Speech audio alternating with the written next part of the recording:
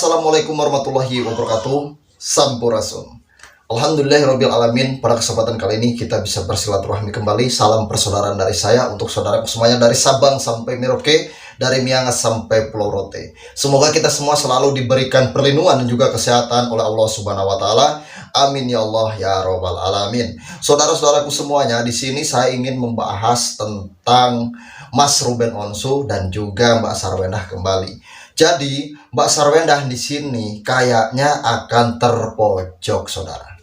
Kenapa saya mengatakan akan terpojok? Soalnya ada salah satu masukan dari KPAI kepada Mas Ruben Onsu untuk mengirimkan tim audit terkait uang 200 juta rupiah yang dikirimkan kepada Mas Sarwendah yang katanya untuk nafkahi anak-anaknya. Jadi, tim audit ini nanti akan mengetahui sebenarnya uang 200 juta itu benar-benar untuk nafkahi anaknya atau masuk kepada kantong pribadi Mbak Sarwendah itu sendiri.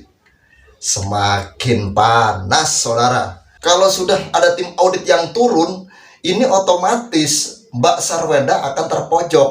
Bila mana nanti Mbak Sarwendah tidak bisa menjelaskan uang tersebut rinciannya untuk kemana, gitu, saudara. Apakah masuk kantong pribadi ataukah tidak? Nah, kita tidak tahu. 200 juta loh, bukan uang sedikit, saudara. Yang bilangnya uang tersebut untuk apa? Untuk menafkahi Tania dan juga Talia, itu ya. Sedangkan Mas Ruben Onsu terus menerus mengirimkan 200 juta, 200 juta, 200 juta, dan bukti transfernya pun ada.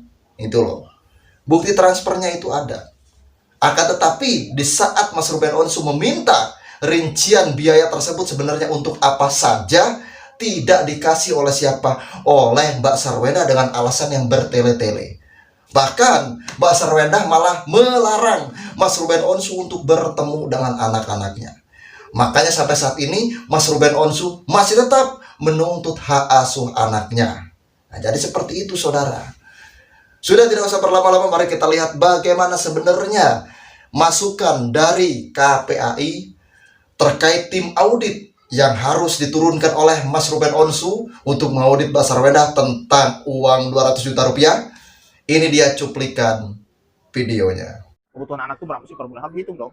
Karena ini tidak termasuk ibu loh, tidak boleh termasuk ibu, hanya anak-anak doang. Sekolahnya, fasilitas dan lain sebagainya. Dan harus diaudit, semua harus transparan. Karena ini kan yang membiayakan Pak Ruben kan. Lalu uang tersebut jatuh kepada siapa? Jangan sampai uang tersebut ke orang lain lagi yang tidak punya hak terhadap uang tersebut. Jadi saran saya kepada RO Pak Ruben Onsu, karena Anda sudah mengeluarkan dana begitu besar untuk biaya anak, saya apresiasi sebagai Dewan Etik Pelindungan Anak. Tetapi supaya uang Anda itu bisa benar-benar digunakan oleh anak-anak kamu, turunkan tim audit untuk melakukan audit. Berapa sih per bulan anak-anak itu menggunakan uang tersebut untuk biaya hidupnya, biaya makannya, biaya sekolah dan lain sebagainya. Turunkan tim audit supaya ada transparansi dong. Karena ini kan uang anak loh, tidak ada kepada uang mantan, tidak ada. Tidak ada kepada uang mantan kan, tapi kepada anak untuk fasilitasi kehidupan mereka, makan minum mereka, belanja mereka, operasional mereka. Coba adakan audit, kan audit itu kan simpel, tinggal panggilnya tim audit atau pihak bank untuk melakukan audit. Kan sama-sama ada di situ kan, uangnya kemana saja, berapa, yang sampai tidak ada transparansi dan ada pihak lain yang bukan anak yang menikmati. Anda tahu kan, itu aja. Kalau itu ternyata tidak benar, berarti ada penipuan, ada dugaan penipuan dan penggelapan, dan itu masuk ranah pidana itu. Ruben Onsu bisa menggugat untuk hak asuh anak kepada Sarwendah dicabut dan diberikan kepada Ruben. Alasannya tadi, pernyataan seorang Sarwendah yang sudah menjadi gaduh di masyarakat. Ya, terima kasih. Sejak awal sebetulnya kita udah menyoroti bagaimana dampak dari orang tua yang berpisah sebetulnya. Ini saya udah sering kali ya untuk menghimbau, bahkan di beberapa media mengatakan kepada Sarwendah dan Ruben Onsu untuk fokus terhadap anak-anaknya sebetulnya. Kan sudah diambil keputusan untuk berpisah, sehingga harusnya permasalahan antara kedua belah pihak atau masalah orang tua itu harus dikaitkan juga dengan kondisi anak-anak. Ketika sudah berpisah, ya mereka sudah sepakat sebetulnya. Nah, coba ini sampai hari ini saya sangat miris sebetulnya. sampai dengan hari ini belum selesai-selesai perseteruannya. Coba bayangkan, sepanjang berapa bulan nih? 4-5 bulan, anak-anak itu terganggu pasti psikisnya. Dan ingatlah, hari ini Sarwenda dan Ruben Onsu memperlihatkan kepada anak-anaknya adalah sikap orang tua yang seperti ini.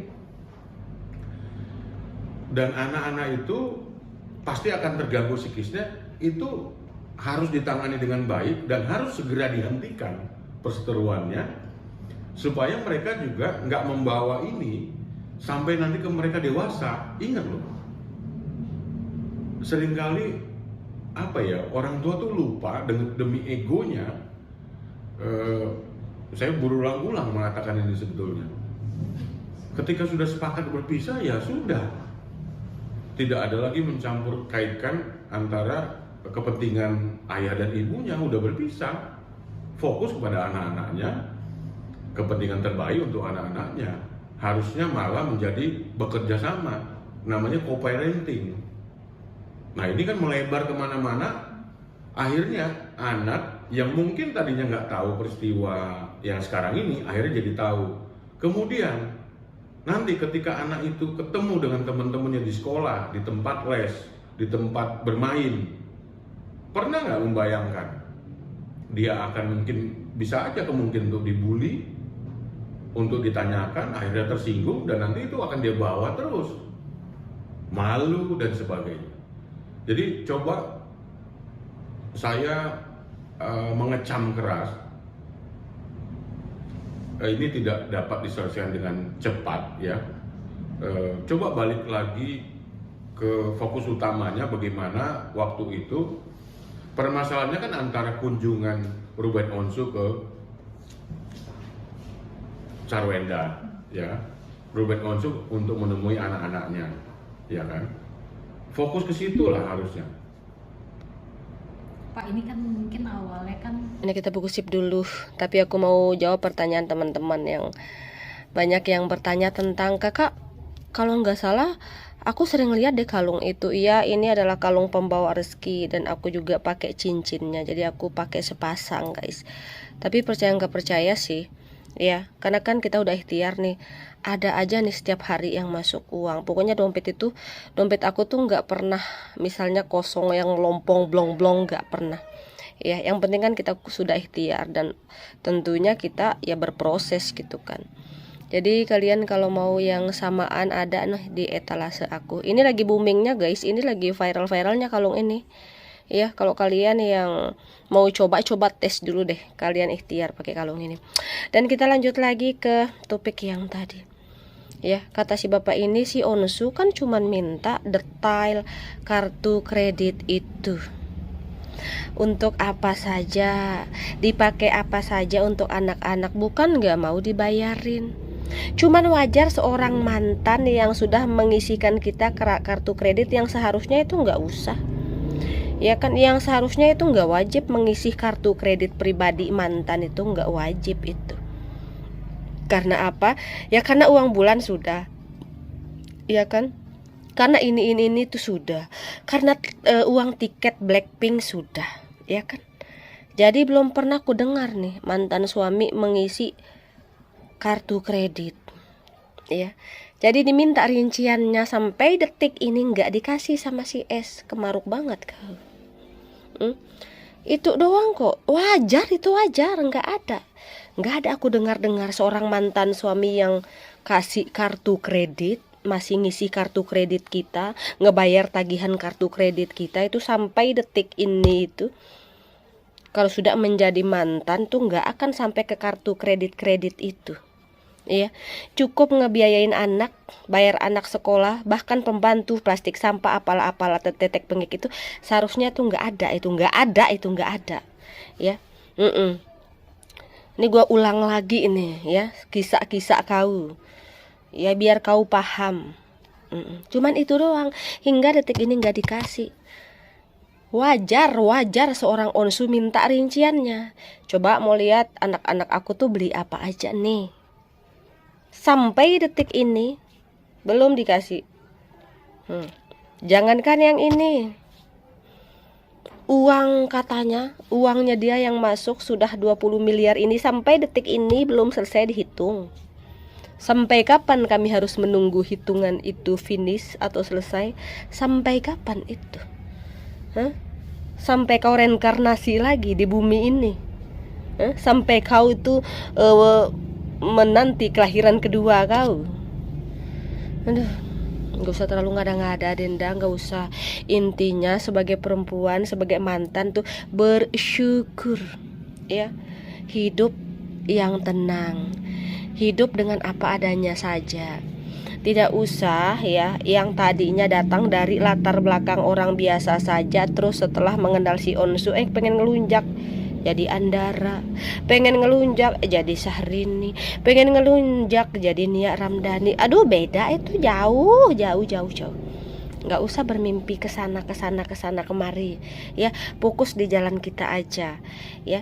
Kita itu punya koridor hidup masing-masing, punya rezekinya masing-masing, punya batas kemampuannya masing-masing. Nggak sama taraf hidup kita, ya, sama yang lain lagi, dan sama yang lain, dan yang lainnya. Beda itu, ya. Nggak usah pengen merasa orang yang wow di plus 62 ini, nggak usah ya. Kasihan suami, banting tulang, peras keringat, nggak dihargai pula, diteriakin pula, ya. Lagi berak-berak pun kau teriakin tuh si mantan suami itu, nggak boleh itu. Terus nyenggol masalah perselingkuhan katanya, nggak ada bukti, nggak ada fakta, nggak ada data. Terus ujung-ujungnya kan jatuhnya blunder sendiri. Tapi berani mengungkapkan di media sosial kalau suami itu pernah berselingkuh. Gara-gara apanya? Gara-gara pikirannya itu terhipnotis dengan kasur saja. Ya, kasur saja yang ada di kepala, terus pikirannya bermacam-macam, berkembang biak di dalam sana. Kasur dari mana ini? Kasur untuk apa ini? Aku tuh nggak pernah tuh pesan kasur, tapi kok bisa dikirim ke sana ya? Mungkin dia mau hidup. Berkembang biak itu pikirannya ini, ya. Aduh. Udah banyak orang yang membela si Onsu karena mereka itu ya benar-benar orang yang berakal sehat, nggak seperti Eda-Eda itu. Ya, taunya mereka romantis, ya kan, taunya gesek-gesek doang. Tuh itu yang mereka nikmati di live-nya mereka itu. Berdosa itu Eda berdosa. Itu zinah mata itu. Kalian ngeliatin begitu-gitu nggak boleh itu. Nanti kalian ditusuk mata kalian sama malaikat nanti. Ya, kalau kalian itu selalu misalnya mensupport orang-orang kayak begitu, nggak bisa itu. Nih mata kalian nih ditusuk pakai paku panas nanti di sana. Ya gitu loh.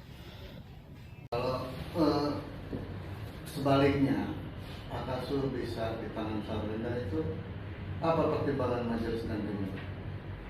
Ya, pertimbangan di majelis hakim adalah bahwa sejak awal anak itu ditetapkan ya dalam perjanjian notaris itu memang masih di bawah umur. Sejak kecil nih anak, apa istilahnya, hak asuhnya ada pada ibunya. Nah, dasar menggugatnya ini apa? Itu harus jelas gitu loh. Selama ini kan anaknya nyaman, aman gitu loh. Justru yang kita pertanyakan gitu loh. Sejak proses ini, apa yang sudah dilakukan oleh Ruben terhadap anaknya? Gitu loh. Ya, misalnya berusaha mendatangi, menemui, ada nggak upaya di sana? Mulai di sekolah segala macam. Kayak namanya orang tua harusnya berupaya dong. Ya nggak? Si anak juga mungkin memendam kerinduan terhadap ayahnya.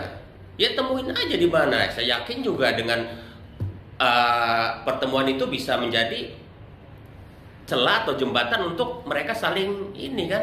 Kalau kita lihat kan belum ada ya, kalau nggak salah ya, Ruben misalnya berusaha untuk datang ke rumah yang barunya, pindah kemana, itu anak gue loh gitu loh.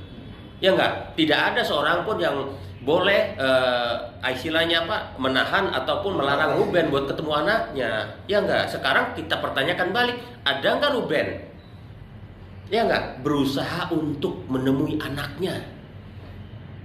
Ya nggak, berusaha untuk melihat anaknya, mau di sekolah mau di mana. Jadi tidak berasa nih gue kalau ke sekolah tergini-gini. Oh tidak, itu anakmu, ya nggak. halayak tahu seperti apa. Jadi kalau dia menemui anaknya di sekolah itu bagus.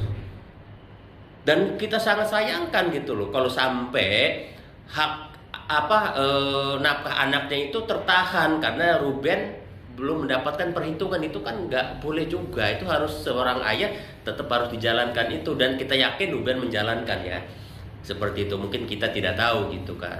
Ya itulah bagian-bagian memang harusnya yang Ruben lakukan. Temuin anaknya, itu jauh lebih penting gitu loh, ketimbang memberikan statement di. Jadi bukan seperti itu maksudnya Pak Sultan. Aduh, ini Pak Sultan ini gimana sih? Mas Ruben Onsu bukan berarti tidak mau menemui Tania dan juga Thalia. Kan Mas Ruben Onsu itu kan dilarang untuk bertemu dengan anak-anaknya, Pak Sultan.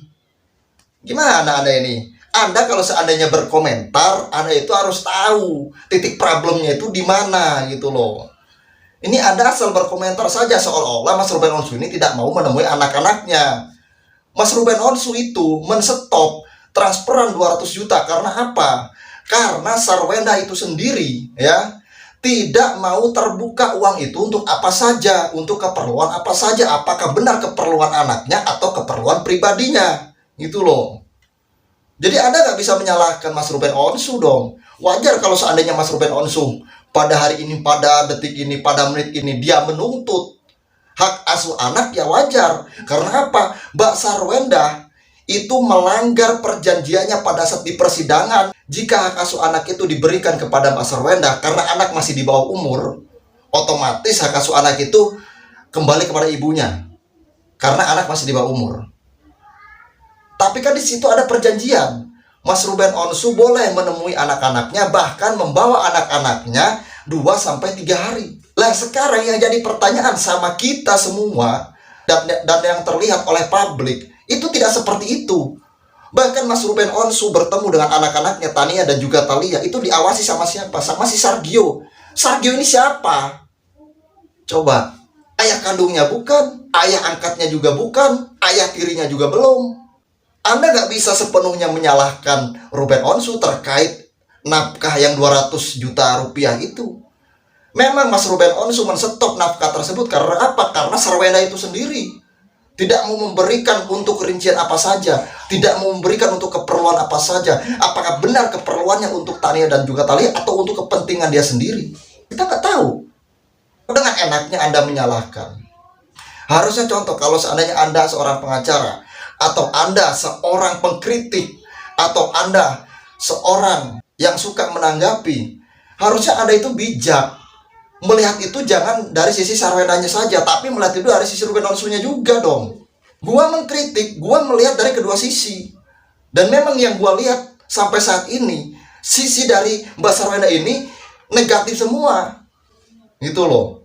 Masa coba Anda pikirkan. Anda seorang ayah pasti kan? Anda seorang ayah.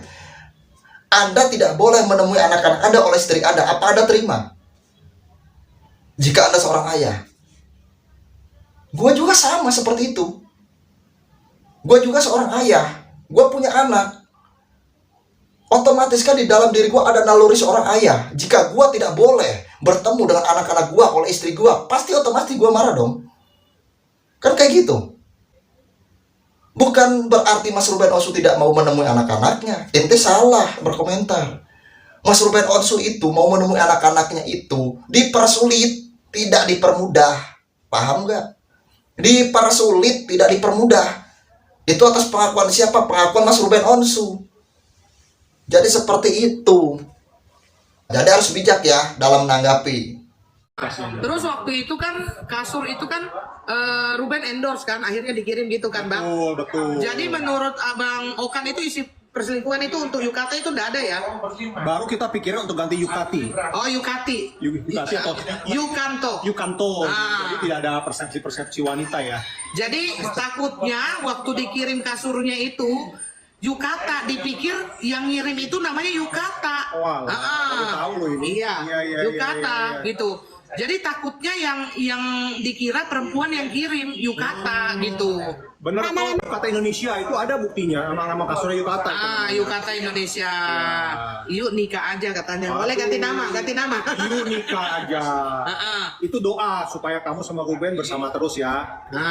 Ini serius abang, aku nggak bisa dijanjin, aku nggak bisa dipepin, ku kejar abang ya. Kalau misalnya nggak sempet nggak jadi, abang yang ku kejar-kejar. Rumah Ruben. Iya. Kita mengadain. Nah, kau kejar dia, nanti dia jemput kau. Ruben nggak terima, kita bawa abang ini bawa ke rumahnya Ruben. Mau nggak mau harus terima gitu loh, kayak ditodong gitu loh, Fred. Ya oke. Kata abang ini kan tadi kalau dia tuh orangnya kalau dipaksa baru mau gitu kan, Ma. Bagus itu triknya. Paksa. Dia lagi kerja paksa. Gitu paksa langsung geret aja ke kamar Fred biar jadi kita ini.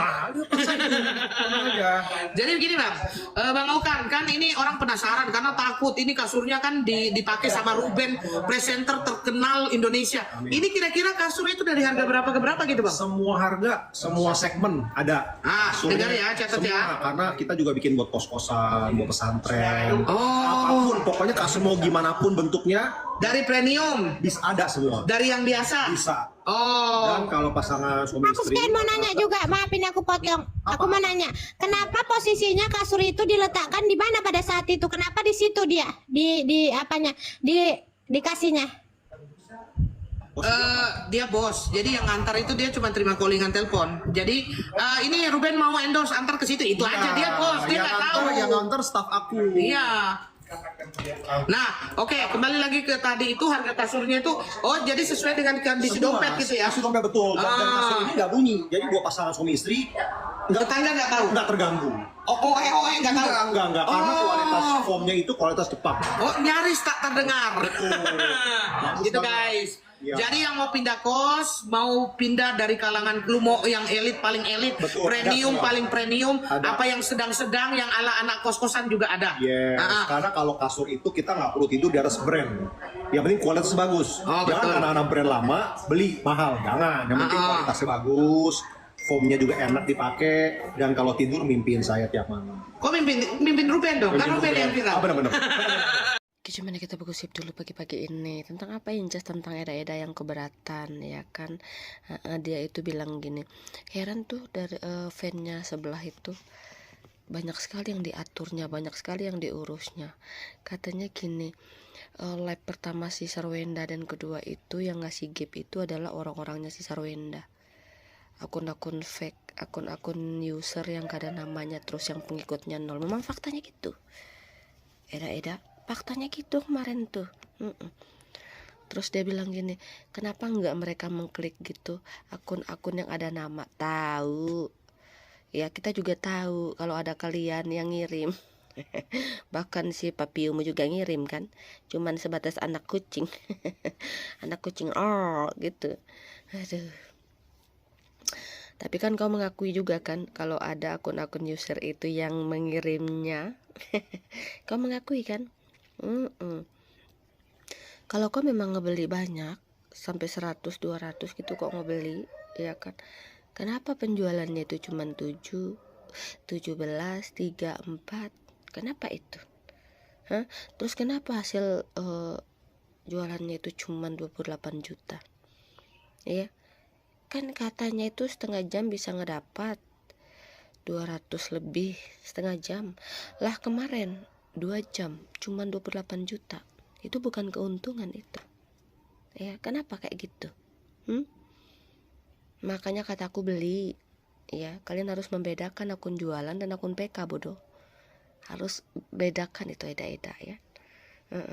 Kalau kalian mau mengangkat derajat si Enda, beli. Biar akun itu tuh kebaca ratingnya nanti, bodoh.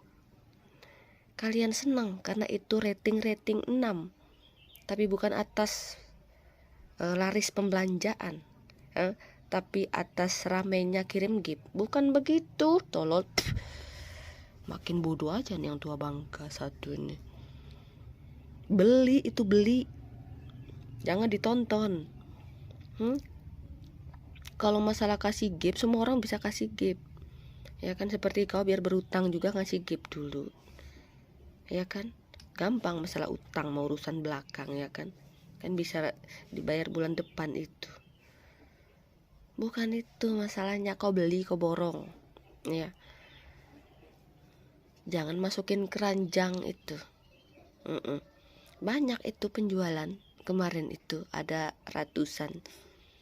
Tapi faktanya ya, faktanya yang deal itu tuh cuman ada 17, 4, 3. Yang lainnya itu eda-eda oon dimasukin keranjang aja. Buat apa itu? Nggak berlaku itu dimasukin keranjang itu. Ya, sama aja kalian gak check out. Kalian hanya meramaikan, bikin si Endah kecewa aja kalau begitu. Padahal Endahnya berharap itu kalian masukin keranjang dan langsung bayar. Iya kan kayak gitu loh. Kemarin kan gak ada COD ya kan, gak ada COD kan, gak ada uang kalian kan, langsung bayar. Iya, makanya kalian masukin keranjang itu. Iya kan, kayak gitu loh. Kalian ya kan, kalian itu akan beli itu barangnya si Endah kalau ada COD. Ya kan, baru kalian mau beli. Kalau nggak ada COD seperti itu nggak akan kalian beli karena nggak ada uang cash. Ya kan. Kalau kalian COD ya bisa lah ini ya kan, bisa lah ya kan. Ini nyampe 2-3 hari ini bisa lah, nanti aku cari tempat berutang. Bercanda gitu loh ya kan. Faktanya kemarin itu yang terjual itu yang dilihatnya, bukan yang masuk keranjang bodoh. Keberatan pula kau, padahal faktanya nggak ada. Kenapa sih kalian itu suka ngomong sampah gitu? Kenapa nggak junjungan ya kan, nggak eda-eda yang bodoh ini? Kenapa gitu? Yang faktanya aja ya. Faktanya itu kemarin ya, satu produk itu ada yang laku 17, 4, 3 kayak gitu loh. Nggak ada yang ratusan seperti kau bilang itu. Ratusan sih ada kali masuk keranjang yang nggak kau bayar, nggak kau pastikan. Kenapa? Ya karena itu nggak ada COD-nya. Nggak mungkin kau bisa bayar langsung itu. Ngomong aja, Ruben ngutang buat bikin rumah. Saya mau coba lunasin karena gimana pun juga itu rumah impian anak-anak saya yang dibangun dan dibantu oleh bapak saya. Udah gitu aja, ribet banget. Cuma bilang Ruben yang mengajukan kredit rumah itu, bapak saya yang bantu bangun, anak saya yang pengen rumah itu atau rumah impian anak-anak saya yang isian rumahnya gitu toh. Kok ini bukan utang saya, rumah peninggalan bapak saya, rumah impian anak-anak saya. Ribet. Yang jelas biar supaya kelihatan masing-masing tuh andilnya sebagai apa gitu loh. Masa iya Ruben ngutang doang tapi nggak ada itu apa kerja keras yang lainnya yang kamu akui. Kita gosip dulu ya kan, suaraku tuh lagi berat. Tentang apa Inces itu? Tentang yang tadi tuh aku fokus sama ketawa emaknya yang kayak ketawa hantu di samping tuh kan. Ayahnya Nia itu ganteng. Si Siu nyambut. Emang siapa ayahnya Nia? Uncle Giodi. Ketawa emaknya kayak hantu. Kegirangan, bangga dia. Ini yang bikin si Onsu ini nih garang, marah, ngambil hak asuh anak. Terlalu cepat kau mengenalkan anak-anak dengan pasanganmu yang belum tentu juga menjadi ayah sambungnya. Terlalu cepat juga anak-anak dipangku sama laki-laki yang notabene dia itu bukan siapa-siapa. Marah lah dia. Iya, cemburu dia. Kau mendekatkan anaknya si Onsu ke orang lain, sementara itu belum jelas sementara. Dengan ayah sendiri pun kau batasi aksesnya. Gimana nggak cemburu? Coba di posisi kau. Ya, dulu aja kau ngelihat si Onsu dengan si Desi Ratnasari sering tampil berdua. Kau aja sudah kasihan, nggak enak dilihat sama anak-anak. Terus gimana sikap kau sekarang? Sengaja ini aku up nih video lama ini biar kebuka mata kau, hati kau. Kenapa bisa masalah ini sebesar ini sekarang? Ya, Jadi sebenarnya kau itu tuh ya menjawab semua video-video kau itu ya. Teman debat kau itu adalah video yang sudah beredar itu. Itu masalah kau sekarang jadi berat. Sainganmu ndak tuh berat, videomu sendiri itu sainganmu ya. Yang kau tantang itu, yang kau klarifikasi itu, dia video-videomu sendiri itulah yang berterbangan, yang harus ngajak kau berperang sekarang ini. Nah terus ada orang awam nih tonton nih, hah? Kok bisa dia? Kan dia itu menikah sama si Onsu udah 11 tahun. Apakah dia selingkuh dalam suaminya? Bisa aja orang berpikiran begitu kalau ada orang awam yang menonton, tidak mengikuti kalian dari dulu, tidak tahu story kehidupan kalian dari dulu. Jadi banyak di situ, banyak yang akan terjadi dengan video ini. Bukan hanya memberi rasa marah sama sang ayah kandung, tapi orang-orang awam yang tidak mengikuti kalian. Nah, berprasangka buruk. Oh, seperti si perempuannya selingkuh ini dalam suaminya. Giliran digitukan nanti kalian marah, ngamuk, nggak terima. Padahal video-video sendiri yang beredar nih, diturun-turunkan sendiri yang beredar nih, ya kan? Nah, sengaja ini aku ngangkat nih video lama ini biar apa coba? Biar kau bisa nih evaluasi lagi hidup kau. Kira-kira kenapa sih ini bisa sebesar ini ya? Salahku apa kemarin ya? Kayak gitu loh. Nih, aku permudahkan jalan kau untuk mengingat semuanya dan mengangkat video-video lama. Paham kau? Ketawa kayak hantu di samping tuh. Hai Cici SW, apa kabarmu? Semoga kamu sehat-sehat ya, dan juga anak-anakmu ya. Barusan ini saya melihat beberapa penggalan VT-VT-mu saat kamu mungkin berjualan hari ini nih, saya lihat ya. Saya lihat kamu terlihat sehat, seger ya, dan mulai kembali semangat ya. Tapi kayaknya saya lihat sudah tidak didampingi oleh pacarmu Gio ya. Nah, di sini saya melihat VT-mu itu sepertinya kamu sudah mulai kembali melontarkan sindiran-sindiran halus ya. Cici SW, saran saya nih ya, sudahilah ya. Jangan lagi kamu mengeluarkan sindiran apapun ya, yang akan menjadi memperkeruh suasana kalian berdua ya. Apalagi kan Koer itu adalah mantan suamimu dan juga ayah anak-anakmu ya. Jangan melukai hati anak-anakmu juga ya. Apapun anak-anakmu itu pasti di dalam hatinya yang terdalam ya, dia sangat menyayangi ayahnya ya. Cuma karena lagi situasi seperti inilah yang membuat jarak antara ayah dan anak menjadi jauh ya. Jangan seperti itulah Cici SW ya. Kalau kamu memang jualan-jualanlah ya, supaya kamu juga diberkati Tuhan ya. Jualanmu banyak yang membeli ya. Walaupun saat ini saya lihat banyak emoticon di live kamu ya. Jadi Cici SW tetaplah semangat jualan ya, bersama karyawanmu dan partnermu saat ini ya. Semoga kalian berdua sehat-sehat ya. Walaupun mungkin banyak emoticon, jangan membuat kamu jadi luruh hatinya ya. Tetapi satu pesan saya ya, sudahi ya. Apapun Koer itu pernah hadir dalam hidupmu, pernah berbuat baik di dalam hidupmu ya. Dan yang paling penting dia adalah ayah dari anak-anakmu ya. Jadi hargai dia ya, supaya anak-anakmu itu juga bisa menghormati ayahnya ya. Tidak menjadi hujatan-hujatan yang akan datang kepada ayah anak-anakmu ini ya. Oke Cici SW, sorry kalau saya bicara seperti ini untuk kamu, demi kebaikan kamu dan anak-anakmu. Oke, bye-bye, God bless you. Oh iya, ini kawannya Bang Ruben ya kan? Hah? Iya. Bang, abang kan udah kenal Bang Ruben udah lama ya kan? Abang percaya nggak kalau Bang Ruben itu semasa dia menikah dia pernah selingkuh? Saya sih nggak pernah dengar karena kebetulan saya udah bangun Kasur Yukata tuh udah 12 tahun ya, dan Ruben pun saya sudah kenal lama. Jadi setahu saya, sepengetahuan saya, itu bukan karakter Ruben. Yang gua tahu adalah Ruben itu adalah orang yang bertanggung jawab dengan Tuhan. Kerja keras, itu yang gokil Ruben itu.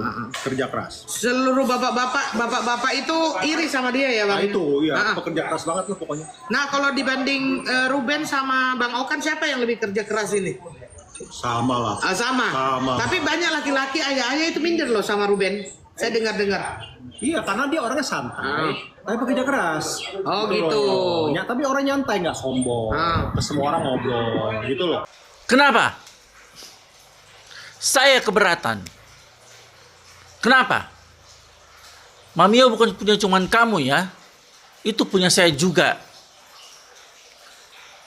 Jadi tidak boleh kamu miliki seutuhnya. Ada banyak pengikut Mamio yang selalu mendukung dia, termasuk saya dan kamu.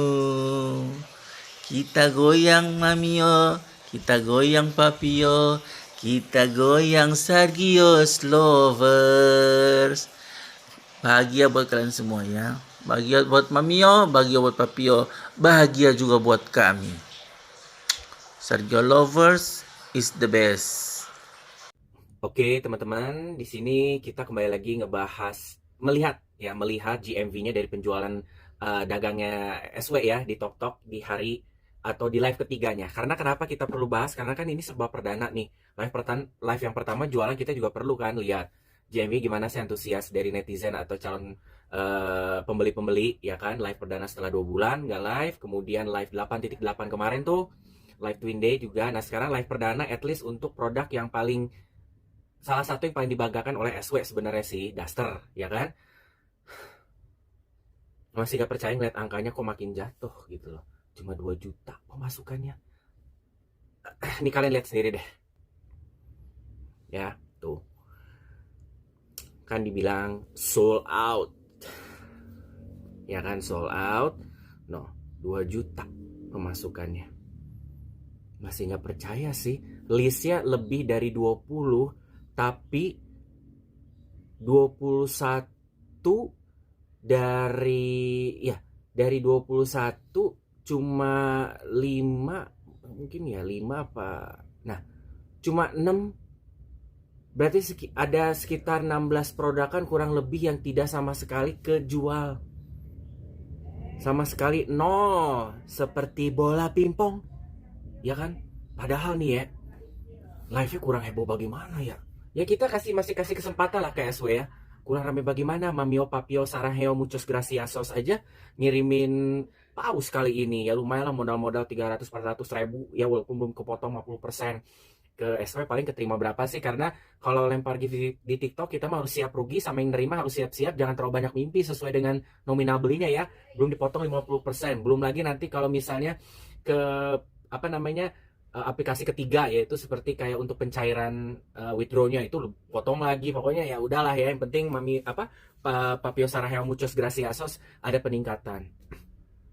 Ini yang beli pada kemana? Gila, cuma 2 juta doang itu selebriti macam seller. Itu 3/4 dari semua listnya itu nihil, nol. Perlu kalian ingat kalau namanya sold out itu bisa disetting. Ya, perlu namanya kalau stok barang itu juga bisa disetting, diedit-edit, yang penting mah untuk kayak marketingnya gitu kan. Tapi ini GMV-nya keluarnya masa begini? Kata gue ini mah harus ada strategi baru nih SW, nggak bisa keluarnya kalem, harus buatnya gebrakan kata gue mah. Munculin lagi si CEO Saraheo Muchos Graciosos, kata aku mau Papio tercinta. Ya kan sang raja dari kota Saranjana, kata gue mau munculin. Biar naik, gila, live ketiga merosotnya udah terjun bebas. Apalagi sekelas selebriti. So ya, memang aku ngeliat lesunya semakin bagaimana ya, walaupun heboh-hebohnya di GIF ya anggaplah warna-warni, ya kan? Mana ini? Di live-nya sendiri SW juga ngomong nih, Dokcin masih ingat karena nonton. Tolong untuk para kesayangan aku, daripada kalian lempar GIF, tolong kalian check out aja produknya. Sampai harus teriak-teriak junjungan lo. Harus sampai teriak-teriak. Dimintain komen bagaimana review produk baju-baju pajamasnya gitu kan. Menurut kalian tolong komen. Kagak komen, malah emoticon lagi. Jangan bikin gedek idola lu loh. Coba rubah konsep dah. GIF mah cuma hanya persona doang. Ya kayak cover doang bagus, kayak CEO kan oke, luarnya dalamnya atau kosong nyaring bunyi. Jangan begitu. Ini GMV jangan sampai turun lagi nih, parah. Padahal udah Duster yang paling kayaknya produk paling oke-nya dari SW nih. Ya, subhanallah deh, gue nggak bisa berkata-kata. Nah itu tadi saudara, beberapa penjelasan dari para netizen yang ada di Indonesia ya. Jadi sebenarnya kita tadi melihat sendiri ya, di akunnya Bang Koko Hiroshima tadi kan, kita melihat dengan sendiri, ternyata yukata itu bukan selingkuhan Mas Ruben Onsu, melainkan yukata itu adalah salah satu produk yang di endorse oleh Mas Ruben Onsu. Itu tadi pemiliknya ada, pemilik brand yukata tersebut. Ternyata pemiliknya juga laki-laki, bukan perempuan. Nah, jadi fitnahan demi fitnahan kepada siapa? Kepada Mas Ruben Onsu satu persatu dibantahkan. Jadi buat apa kemarin waktu saat Mbak Sarwendah klarifikasi di podcastnya Denny Sumargo kalau kayak gitu? Kalau masih bisa terbantahkan, klarifikasinya dibantahkan satu persatu. Contoh dari segi Mbak Sarwendah bilang ya, kalau katanya 200 juta rupiah itu di stop oleh Ruben Onsu. Dibantahkan karena apa? Karena Ruben Onsu meminta rincian biaya keperluan tersebut untuk apa saja tidak dikasih oleh Mbak Sarwendah. Malah Mbak Sarwendah melarang Ruben Onsu untuk bertemu dengan anak-anaknya, itu satu. Terus yang kedua, pada saat Mbak Sarwendah mengatakan apa? Kalau anak-anaknya itu katanya dibully, gitu kan? Dibully, tapi ternyata tidak dibully. Terus Mbak Sarwendah mengklarifikasi kalau pembulian itu terjadi di akun media sosial anak-anaknya dan juga di akun media sosial sekolahnya.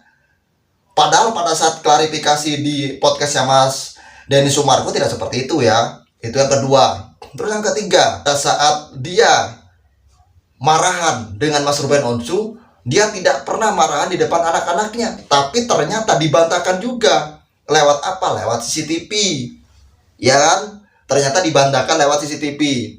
Nah, terus untuk yang keempat, katanya apa? Mbak Sarwendah ini melarang anak-anaknya bertemu dengan ayahnya karena apa? Karena untuk menjaga kesehatan anak-anaknya. Konon katanya banyak sekali berita-berita tersebar kalau Mas Ruben Onsu itu sakit penyakit yang 3 huruf yang kemarin gua sebutkan itu, yang katanya HIV itu. Ternyata apa? Setelah dites hasilnya non-reaktif. Berarti kalau non-reaktif itu Mas Ruben Onsu tidak terinfeksi virus HIV. Nah, coba dari sini saja kita sudah tahu yang bohong siapa. Gua melihat dan gua mengkomentari, bahkan gua mengkritik ya, itu bukan berdasarkan satu sumber, tapi berdasarkan dari 2 sumber. Sumber dari Mbak Sarwendah maupun sumber dari Mas Ruben Onsu. Dari 2 sumber yang gua pakai di sini untuk mengkritik ya. Dan ternyata yang gua lihat sampai saat ini, sampai detik ini sumbernya Mbak Sarwendah ini negatif semua bagi gua. Maksudnya itu banyak halusinasi lah ya. Mas Ruben Onsu tidak pernah banyak berbicara karena yang dia tuntut cuma satu, yaitu ingin dipermudah untuk menemui anak-anaknya. Itu tuntutan beliau. Tidak merembet ke sana ke sini, tidak halusinasi ke sana sini, tidak sindir sana sini, tidak live streaming sana sini. Nggak pernah itu Mas Ruben Onsu, nggak kayak Sarwenwen itu. Nah, jadi seperti itu ya. Semoga bermanfaat untuk kita semua. Kita ambil positifnya, kita buang negatifnya. Saya Hiri, wabillahi taufiq wal hidayah. Wassalamualaikum warahmatullahi wabarakatuh. Sampurasun.